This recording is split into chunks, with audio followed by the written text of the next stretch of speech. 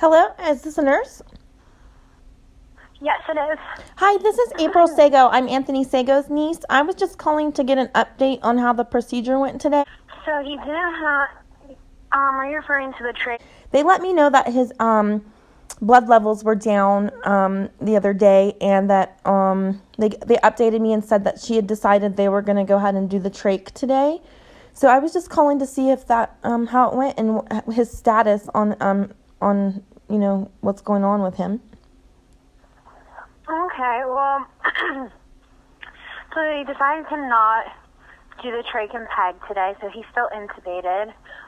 Okay. Do you know why they did that? He's still on a lot of sedation. Whenever we try to get him off sedation, his heart rate increases and his oxygen saturation decreases. He becomes hypertensive, like his blood pressure increases pretty excessively, and so does his respiratory rate. So we've had to keep him pretty sedated. I'm wondering if maybe him hearing my voice will help him in some way. That breaks my heart because I feel like maybe he's scared because he's alone or something, and he needs to hear somebody that he knows. Maybe that's why he gets the anxiety. I don't know. Or is it just because of the pain he's in? So he is intubated, so he's not able to, talk. Right. I know that, and I understand that part, and I don't care if he can talk to me. I just want him to hear my voice because I know he's been there for a month by himself, and I didn't know until a couple days ago, so I feel terrible for that, and I just don't want him to be alone. It makes me sad, so I don't know. I just want to talk to him, so I'll try tomorrow, but,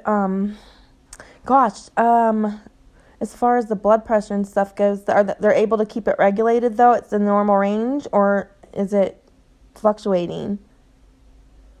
So he's on a vasopressor, so he's not able to keep his blood pressure stable on his own. Okay. So without the vasopressor, it's a medication. It's called Levo. Without that, basically, he would not be able to perfuse correctly. Right. Or adequately. Yes, because my father, his brother, passed away of hypertension. He had a massive heart attack when he was 50. So he has the opposite problem. The opposite. Huh. Okay. So he's not... So when he comes off of the medication, his blood pressure is decreased.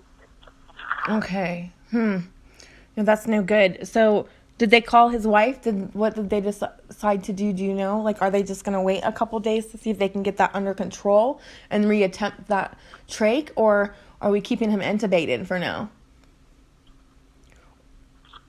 I believe... Hold on one second. I just wanted to know if she decided... I have to call every day because she said that she wasn't sure how long she was going to keep him in that condition as far as not pulling comfortable measures. And so I'm just calling to make sure that he's still alive and to see what the plan is. I don't know if they're going to plan on keeping him that way or if they're going to reattempt that trach again another day. I'm just trying to see if you know what the plan is, what the doctors decided with her, if they're going to attempt it again or if we're just going to leave him be and leave him intubated and see what happens. Or I just want to know Are you referring to his wife? Yeah, do you know what we're doing? What's happening with his care? Are we going to wait and retry that? So we need to validate goals here again with her because basically we're not traching and pegging anytime soon. Okay. So they're going to just get with her again and kind of go over everything and see what the options are and figure it out from there then? That's basically what is the next step? Yeah, that's what needs to happen. Okay, because the doctors don't feel that it's something that's beneficial at this point for him to be untrached then? Correct. Okay.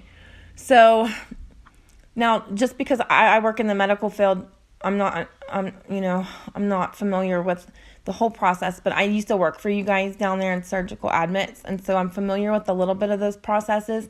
So this basically means that there's nothing else that we can do for my uncle at this point, and it's probably best to let him go, correct? That would be something that more of the doctor would be able to answer. I can basically only paint really a picture as to what we are doing and what there is left to do. Can you paint that picture for me? I understand that. I'm just trying to get an idea, because I'm just trying to stay ahead of the game and try to be prepared for it. So, can you just kind of paint me a picture on what you think is happening and what could happen? So, if I were in your position, I would have arrangements made, but that's with anything. Okay. Just because you never know what could happen. Okay. So I'll just update the family, and I'm going to call her tomorrow. I'll try to call her tomorrow and talk to her and get with her, because I just want him to be at peace and not suffer or anything like that. I don't want him to be in any pain, or, I don't think that we should be keeping him, I don't think we should be doing this to him to where it's causing that much stress on his body. If his blood pressure is dropping and stuff like that, I feel like that's not comfortable for him to be sedated that much, to have to be sedated in order to live. I don't think that's very humane. So I'm going to try to call her tomorrow then, and I'll talk to her. And then they were supposed to contact her anyways and get permission for the doctor to call me so that I can talk to him myself. So I'll try to do that and get her to call in tomorrow so that he can talk to me and I can get a more clear answer on what's going on then. So I thank you for your time and for the update. And if you could just, when you go in to see him, if you can just let him know his niece April loves him very, very, very much, I'd appreciate it.